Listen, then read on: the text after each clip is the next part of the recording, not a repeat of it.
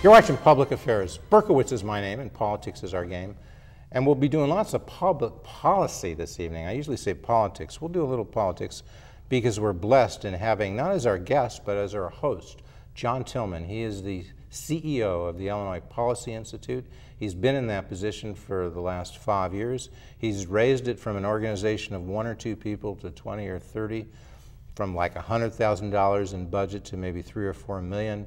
He's a fantastic guy, and so I am serious when I say it is with love and affection that I turn this show over to be hosted by John Tillman. John, it's all in your hands. And you'll be my guest today, Jeff, and I'm very excited to have you as my guest because in the times I've been on the show as your guest, I've noticed that you have a lot to say, and I thought it'd be fun for you to actually sit in the chair and be able to expand on your thoughts. Cool. I get to really give my opinions? You get to give your opinions. But I'm supposed to be a balanced journalist, John. How can I do that? Not today. Today you get to wear Citizen Jeff and be your own person, and you don't have to be fair and balanced or whatever you want to call it. And they'll accept me as balanced in the future, even though they know I have some opinions. I think that we've like seen. Dan Rather. I'm just going to say we've seen. You know, all the folks that are hosting the shows, they have their private views, and some of them voice them on Twitter. Actually, cool. Do you use Twitter? I don't, John, but I'm hoping you'll learn me how to do it, and then I'll start. I'm still in the developmental stage myself, learning how to do that. But I do have a Twitter handle at John or whatever the hashtag John M Tillman. People are just a Twitter over John Tillman. That's what I hear. We dream on. So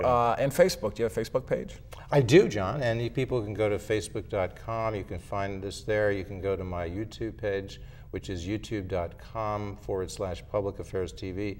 If you miss us on TV, if you miss seeing John Tillman, not to worry, because you can always find us on the YouTube. Well, I think you should start sending out some tweets, get that going, and build a following, because you have a lot to share with people in terms of their views. John? I do. And let's talk about your show. How long have you been doing this show? 15 years, John. 15 years, and how many episodes? 750. 750 We're having the 750 celebration. I don't know where it should be, John. We're taping the show. This is February 16th.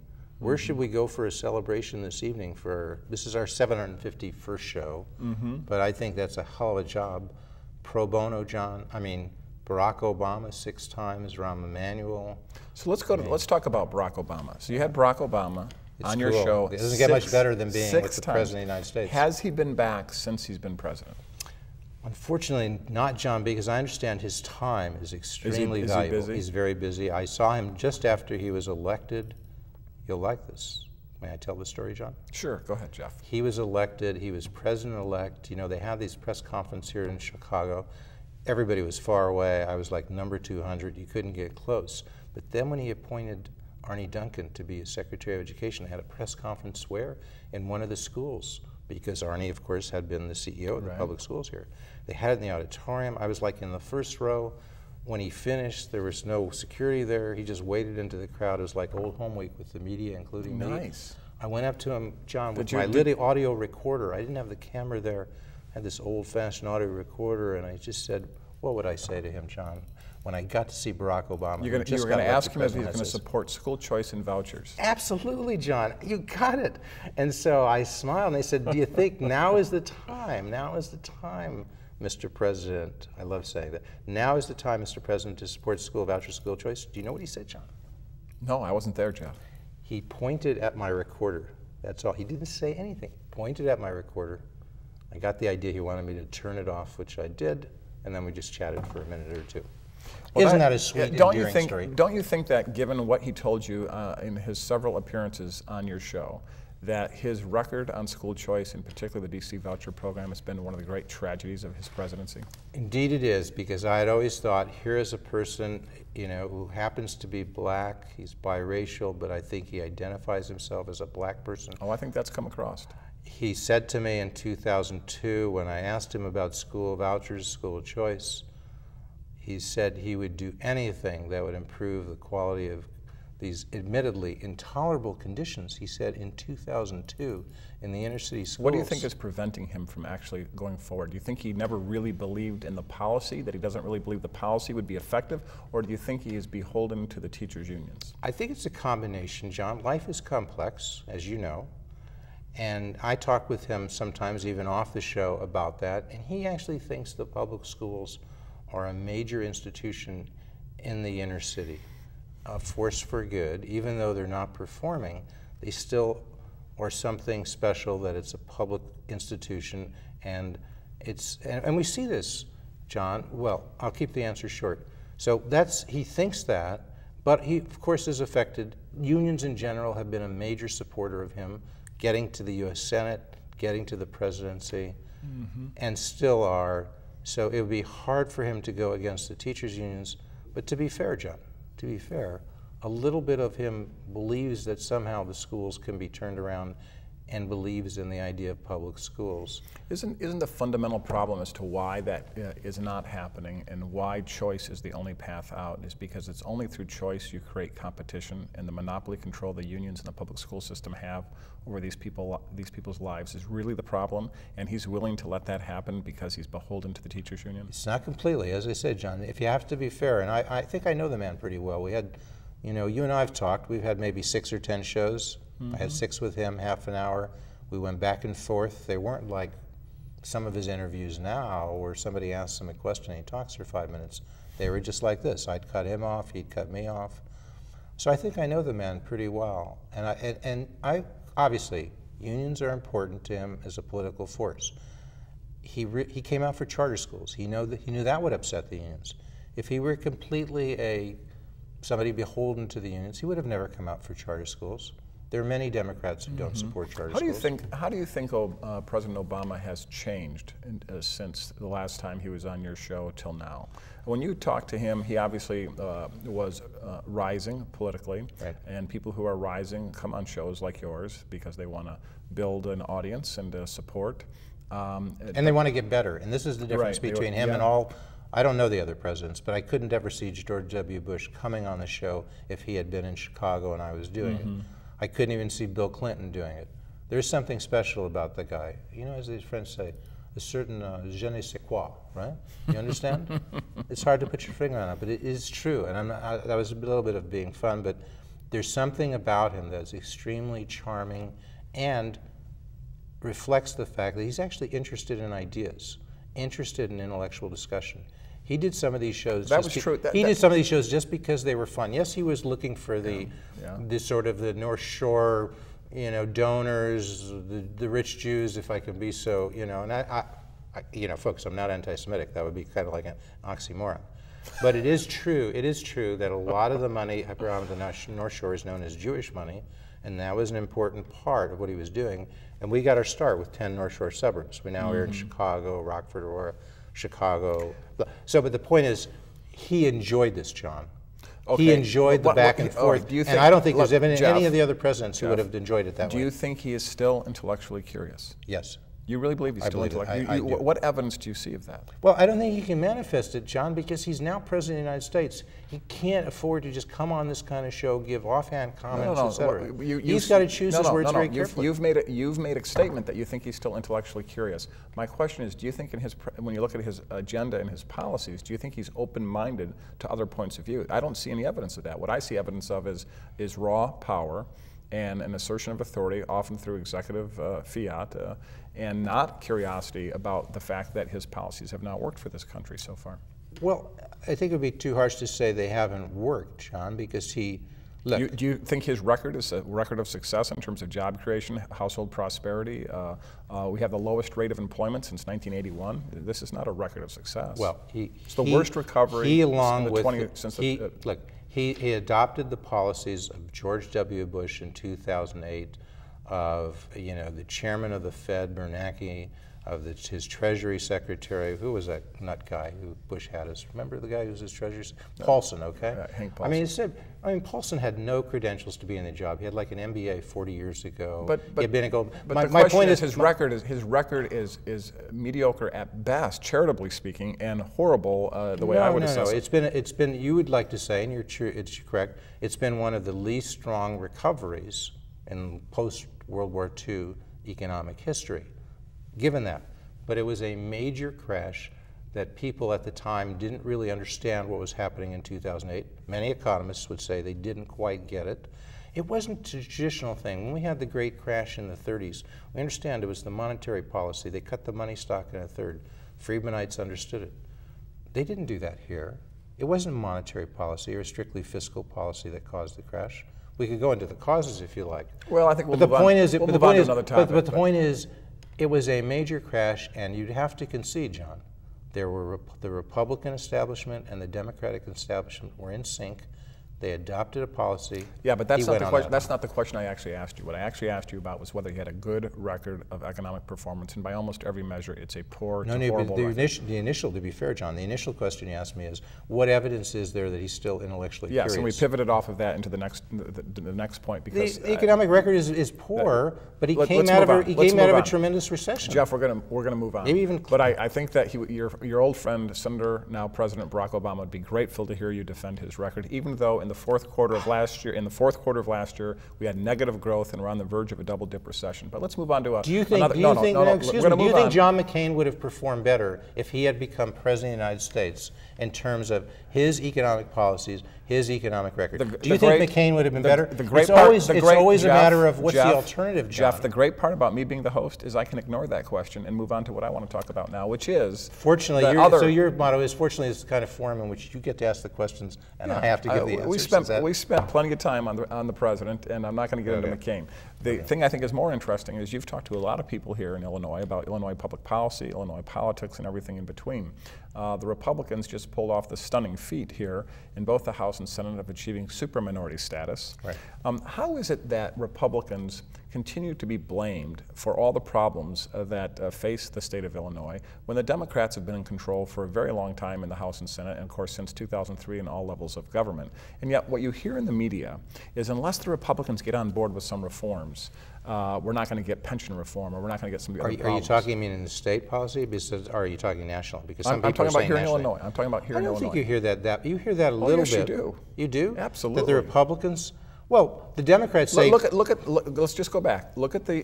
But do I get to answer any questions here? I'm beginning to understand what it's like to be a guest on Public Affairs. Right. You don't answer any questions. But you're John, challenging. You want to just Jeff, I could leave. Jeff, I got something else to do. You're challenging the predicate, and I want to set the predicate so everybody understands what the predicate is. And the best way to do that is the lame duck session, the attempt to pass pension reform. Right. When it failed, the media blamed the Republicans. Some specifically blamed Representative Tom Morrison for not voting against, because he did not vote for the Neckritz-Biss bill. Mm-hmm. Why is it the Republicans are so ineffectual at putting the blame where it belongs on Democrats? That's the question. Well, okay, and the answer to that question is you have the wrong leadership. It's time for new leadership. This leadership has not come out with any strong message. Their message has been the wrong one, as Dan Proft pointed out. They ran last time on "we're not them." The Republicans saying, "We're not Madigan, we're not Cullerton, we're not Quinn, vote for us." They forgot to tell people why their lives would be better if they voted for them, so they didn't have a message. And look, I barely know Tom Cross. We haven't been able to get him on the show. We'd love to have him on. We had Chris on a number of times, so I do know Chris Radonio, but not Lele. Mm-hmm. And so this is nothing personal. They seem like wonderful people. Well, they're very nice people. The question when is the CEO of a company fails, the CEO goes, even if it wasn't necessarily his mistake. Why do you think both of them were retaining their leadership posts? Well, because they had the majority of the people who voted for him. But why do you, that small minority? Why? The question is why? Because these people had their seat. These are the ones who didn't lose their seat. They're relatively safe in the Senate and the House, and they thought to stay with the status quo.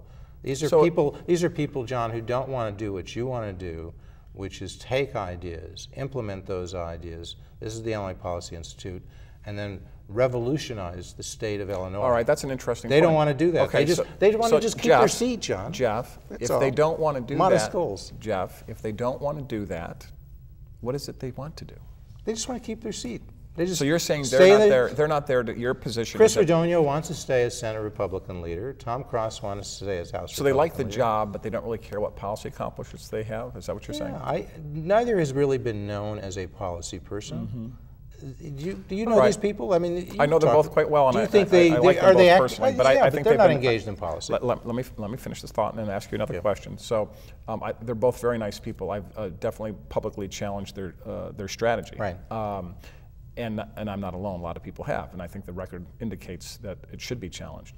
The fish rots from the head. Is that what you But let's imagine for a moment you were the political director for the two of them and a common purpose.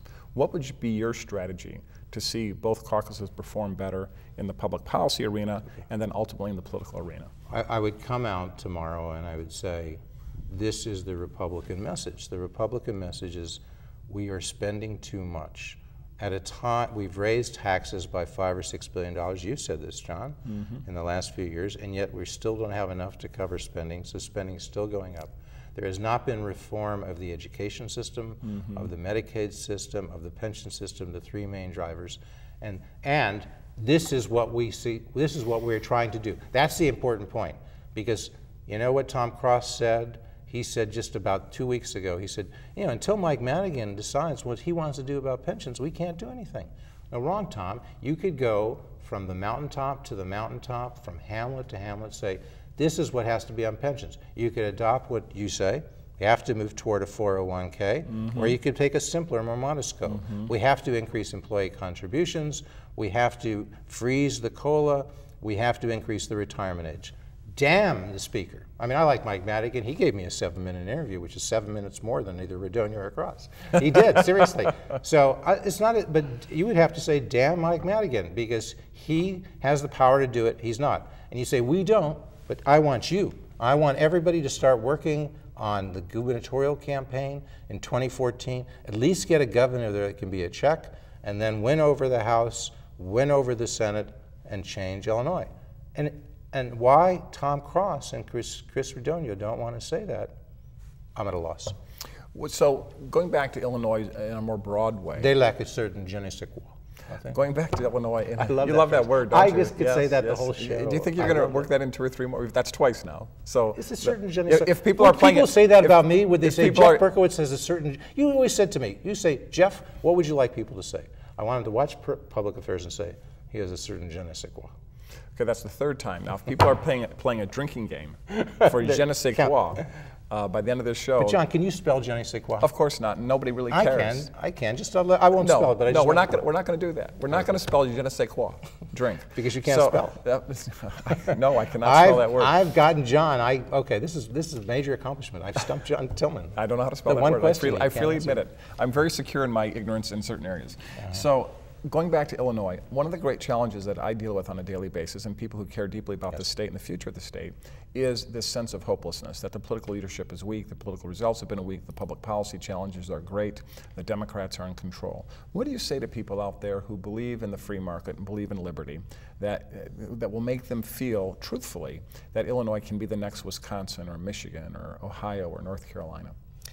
I would say the most important thing, we just touched on it, but we really have to drive it home. The most important thing that they need to think of how Illinois could be revolutionized is to change the educational system, to empower parents, to, right now, John, 20% of the black kids in the Chicago public schools are reading at grade level in the 4th grade.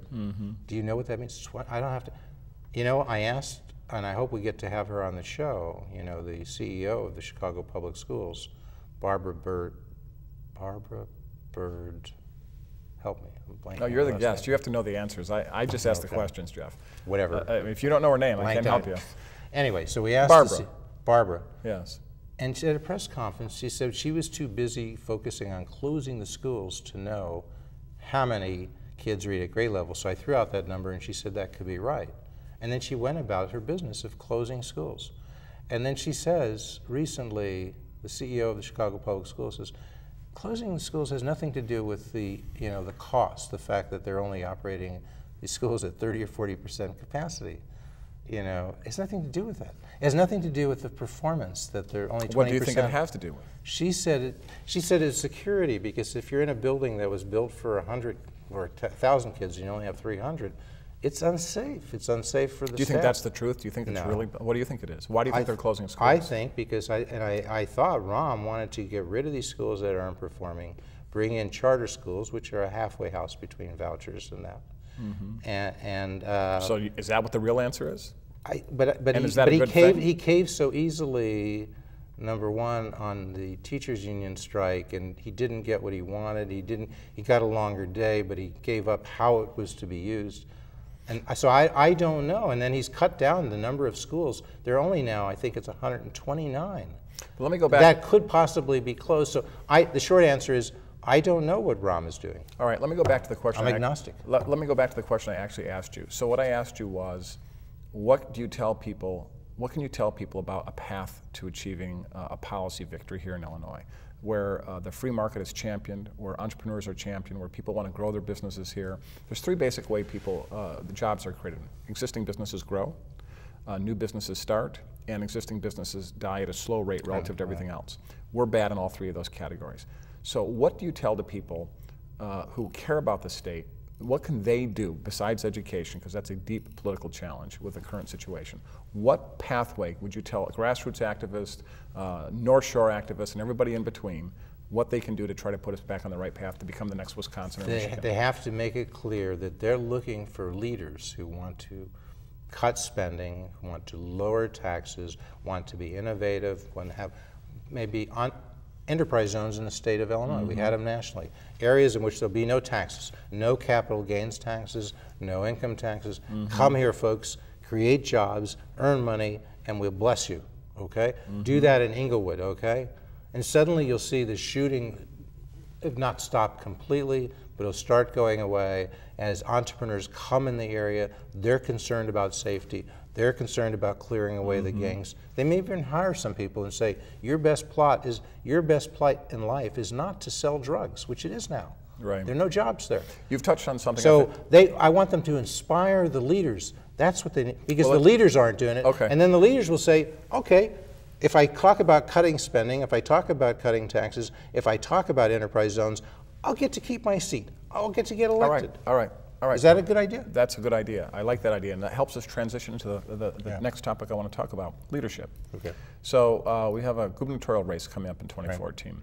Right. The likely people running are Treasurer Rutherford, Congressman Aaron Schock, businessman Bruce Rauner, talk show host Dan Proft, he recently had on the show, and of course Senator Dillard, Senator Brady. Am I forgetting anybody? Is that the field? As we know it? Yeah. Rank the field. Who do you think, in terms of likelihood of being the nominee, how would you rank that field? Well, the recent poll that came out, it had 10% for Aaron Schock, I think 10% for Rutherford. Who would be the but that's not my question. I don't want to know what the poll says, because the poll didn't have Bruce Rauner in there. Okay. Rank who you think is the most likely to win, well, and who go on down the line. I'm a bit at a disadvantage because I've tried to meet Rauner. I haven't been able to, get him to return calls. I'm not complaining. I'm just saying I'm unencumbered by much knowledge of seeing him and understanding. But from what I've heard, he's got a lot of money. He's very focused on the education issues, school choice, and those two things are very good if you want to get to be governor. If he will stick to that, if he will stay focused, if he will say, he's about being new, and he's about taking risks. Do you think an outsider? Then I think he would have a good shot. Do you think an outsider businessman who's not had any political experience but has had business experience can win in Illinois? If he has innate political skills, if he can stand up and deliver, if he can do what I'm doing, I'd be a hell of a good governor. Somebody want to back me, John? No, just kidding. But seriously, what you need is somebody who's got some TV skills. And the problem with that, John, and I speak from personal experience, it took me about 400 shows before I got it. And John told me, I still don't get it, and I've done 750 shows. And he may be right, but I'm closer to getting it. My point is, it's not as easy as it looks. Even George Stephanopoulos said, when he started doing TV, he said, you know, there are a lot of moving parts that I didn't realize. So the point is, if the person can get a focused message. Let's move on, though. Let's move on. So besides Bruce... I don't get to finish any thoughts here. Well, that's because I really understand what it's like to be a guest on the show. It's terrible. See, the host gets to decide when the guest has gone on too long. You had plenty of time there, and you chose to use it the way you did. So I want to get more from you, though, than just that. So who besides Bruce Rauner in that field do you like as a likely... Well, if somebody would kick his butt, Dan Rutherford, because I knew Dan when he was a sharp, thoughtful... Do you think Dan's a true conservative? On economic issues, I think he is. And I'll tell you the story real quick. Yeah, I'm asking about economic issues. Yeah, because you know, you ever hear about him and Jimmy John's? Yeah, he knew the guy Jimmy John's, who's that guy who does these restaurants, Jimmy John's. I'm familiar and with he told me about, and he was willing to talk about this before he ran for state treasurer. When he was just a state senator, he was talking about minimum wages and the harmful effects that was having on Jimmy John's and his business and on the harmful employment. Right. It was causing unemployment. Okay. But that thing has stopped. Dan is not doing it. He's now playing safe. Dan, you're going to lose because it's like going into a prevent defense. But Dan, keep talking, then you might... How about the rest of the field? What about Congressman Schock? He has some issues right now. He has some issues? The ethics investigation, which of course... that's minor stuff. That's minor. So you think that's just nonsense? Yeah. To be frank with his you, problem is... It's very likely nonsense because these things happen all the time. Sure. And we'll see. His problem is... What do you think of him as a Well, you know, he has a nice record where he came out of nowhere. He won like a school board seat. He was the youngest school board member, like 19. Do you think he used that to get to be state rep now? Do you think he'll be competitive? I think he has a shot. Look, you know, John, the answer is, can you raise money? Can you get out a message? He's a proven fundraiser. He's a proven fundraiser. And can you excite people? Can you broaden your base to be across the state? You've not mentioned Senator Dillard or Senator Brady. Well, do you think they have a shot? I think Bill does, because you know Bill's actually a good guy in the sense that he understands basics. He understands what his base is. And last time he got the nomination, and he had a good strategy to get that. And then he almost won the general election. Did you see when you had Dan Proft on your show recently? Did you see a potential there for victory? With Dan? Yeah. You know, the problem is people don't take Dan seriously as a candidate. I do, and you do, because we know Dan. He's a smart guy, and he's got all these great ideas. One of the smartest guys. He'd be one of the smartest guys in the field. He can't get over that point where and he's a great guy on radio now, WLS, you know, 5 to 9, a little plug for Dan, 5 to 9 in the morning. 890 AM. Replacing Don and Roma, 890 AM. It's a huge gap. But he's got to make the transition. He's known now. He's got celebrity image. Now he's got to get that gravitas where people say, you know, Dan Proft, he could be governor. Right. If he can do that, then he's got a shot. I got a question for you, Jeff. I think we're about to wrap up the show. Okay. And you're going to do the wrap up. Half hour. I'm curious. Did you enjoy being a guest on your own show? I loved it. Did you like being able to elucidate? Could you take this over for me, and can I be the guest every week? Every week, I think we want to keep an audience, Jeff. We want to keep an audience. Well, if Dan, look, Bruce and Dan they're back every time as the hosts, but basically it's about them more than their guests. If we can have a Bruce and Dan show, why can't we have a John and Jeff show? I think you should listen to their show more carefully. I think Dan in particular, and Bruce is good, but I don't know Bruce as well, and I know Dan very well. I think Dan is actually a very good interviewer. You think? I do think he's a very good interviewer. He's a very biased guy, you know. He has a point of view. He never challenges Republicans, and he has trouble getting Democrats on there because they don't think he's going to be very fair. So I don't know. You think he's a better interviewer than I am? It's a very different format, different show. It's hard to compare. Yeah, he plays hard to compare the two. How is that for a political answer? John, very safe. Very good. Jeff, I've really enjoyed being your guest host today. Is there anything that I did not ask you today that you would like to have covered during the course of this show? I don't think we gave people a really good idea about minimum wages and their harmful, deleterious effects on employment. And it's key because increasing the minimum wage has now become a big national goal of Barack Obama, a big goal of Pat Quinn, and we didn't touch on it. It should be $100 an hour, right? It should be $100 an hour, right? Of course not, and that would be your question. If it's so good to increase the minimum wage to $9 or $10, why not make it $100? And of course they would say not do that. They would say you have to have balance and so forth. I mean, and I love Pat Quinn. He's a really interesting guy. I'd love to debate him on that because he says you got to get he says, look, if there's no reason why somebody working 40 hours should be poor, and he's right. If you were by making a market wage, and say the market wage is $5 and you can't get much income, Milton Friedman had the answer, right? Free to choose, Milton Friedman right here, okay? A little plug there. But seriously, Friedman would say have a negative income tax, supplement their income, give them incentive to work. Are you getting royalties from Milton Friedman's books? You're always plugging them, I've noticed. I just think that man has, you know, if people, when you want to say, did you really write Milton Friedman's books? The Republicans, if they, public policy, there's no better way to understand public policy than to think about Milton Friedman's approach and try to take that to its logical conclusion. Every time. Okay? That's the point, though, on minimum wages. Obama's going the wrong way. He's causing more unemployment by pushing the minimum wage up. Quinn's doing that. Where's